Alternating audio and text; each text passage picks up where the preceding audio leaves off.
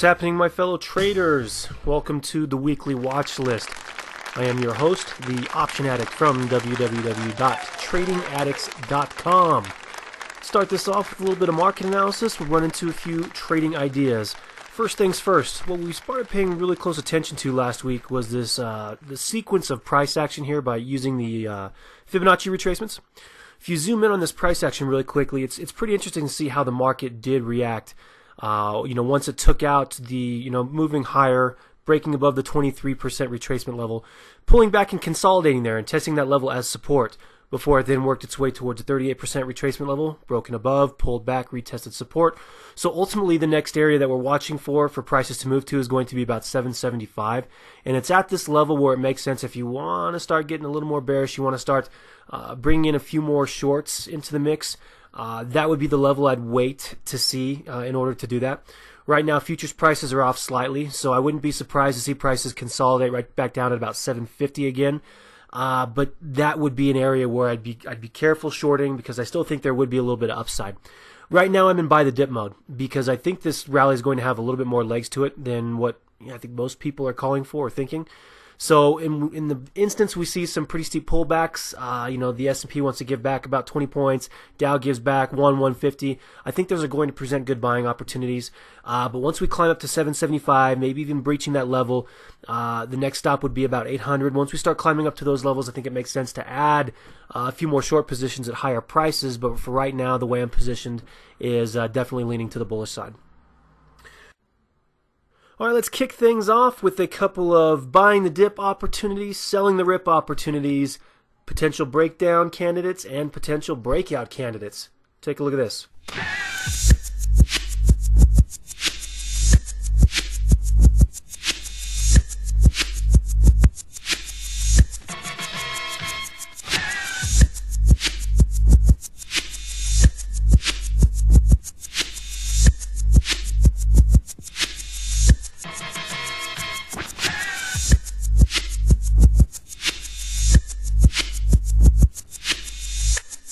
So again, those dip buying candidates are looking at bullish stocks that have pulled back or near a support level in order to manage risk.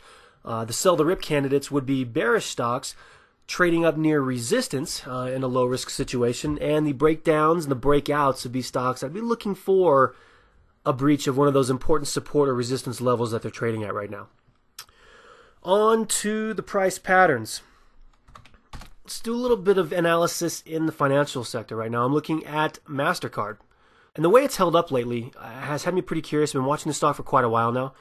And even though this is just off the lows, to me this looks like a nice little ascending triangle formation that, once it's able to break through about 165, 170, presents a pretty good long opportunity.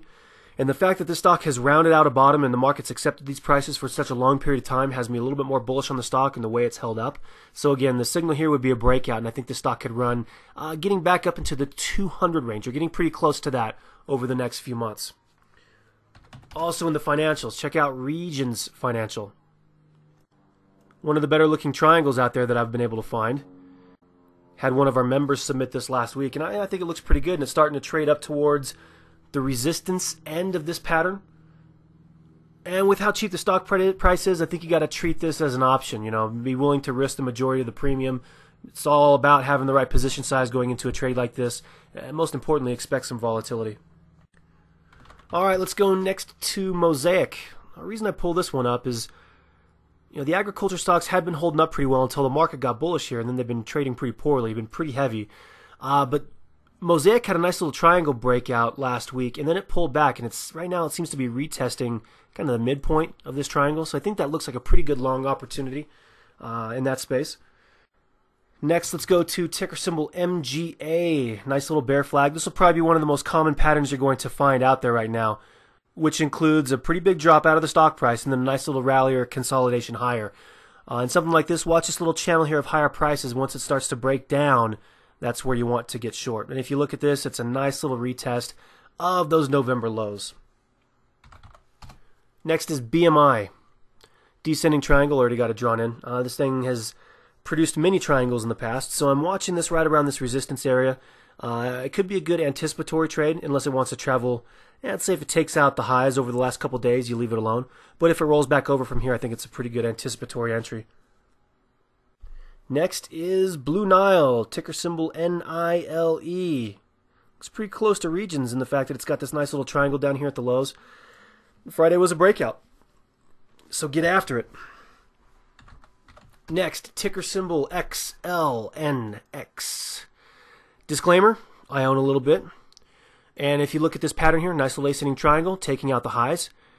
Friday offered a pretty good retest right back down at 19, so if you can get it around there, I think that's a pretty good deal. And that's kind of the area I think you can use to manage your risk. But I'm looking forward to higher prices. Next, JCOM. And nice little symmetrical triangle out of this guy as well. Looks like a breakout on Thursday, retest on Friday. So I could pull the trigger here. Next is ticker symbol VRSN. Take a look at this action. It's been pretty volatile, but I'm seeing a nice little triangle pattern develop here at the lows. Again, a nice little rounded bottom that's taken a lot of time to form. It's built a really good base over the last several months. And it's trading to me right down here near the bottom, near the bottom end, near the support level of this pattern, which would be great anticipatory entry before this thing's able to break out. Next, Intuitive Surgical, ISRG. You can see the lines all drawn here. Descending triangle. Good anticipatory entry right at about 100. If the market wants to roll over, if the stock isn't able to take out its most recent highs or this resistance line, I think this is worth exploring a short position or some puts. Next, ticker symbol PDE, Pride. Here you've got the highs. Here you've got the lows. It's kind of a long-dated triangle formation in the making here, but it looks like it's getting pretty close to wanting to break out. So I'm watching this right at about 19, right in this area. Look for a breakout there. Next is another triangle we've been following here for a while, and that's ACH. And here you've got the path of lower highs. Here you've got the path of higher lows, and it's getting pretty darn close to wanting to break out here. Plus, I'm still a little bullish on China. TBT, waiting for a move in treasuries, which I think is right around the corner. Take a look at the pattern here. It's just a nice little consolidation that's happened over the last, month and a half or so. In this area, I could take an anticipatory position, and I'm thinking long. But remember, you've got the Fed on the other side of this trade, so if you are going to take a position here, I think you got to keep your stop right down at about 44 or so. So the closer you get to 45 in that range, I love it. But I think ultimately this breaks higher. A couple others. AOC. Symmetrical triangle. The way the stock hasn't really participated in the market movement over the last few days makes me think this would be a good anticipatory position to short. Point and figure chart tells me this stock is still bearish. As long as it stays inside of this pattern, I ultimately think it's got a pretty good shot of breaking lower. But a pattern like this that really doesn't give you a directional bias, you can trade it either way. So what I would do from here is watch for a breakout, and you should be able to see a pretty good move since prices have consolidated for so long. Last one, WBD, Wimbledon. Another triangle here that I've been watching develop for what seems like forever. There it is. Again, a symmetrical triangle. You can trade them either way. But a pattern like this, I think it's most important to wait for that breakout. So whether it takes out 31 or whether it takes out 27, depending on which way it wants to break, that's the direction you want to trade it in. So I'm going to go ahead and shut it off there, folks. I'm busy working on some site upgrades and some new site designs, so I'm going to get back to that.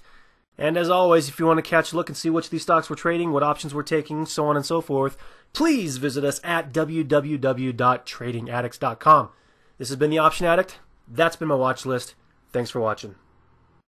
I know you're not sitting at home with a bag of cash waiting for me to call you, okay? But I'm not some 18-year-old selling the cure for AIDS. I'm 46 years old. I have 22 years of market experience. I know this business. So pick up your skirt, grab your balls, and let's make some money.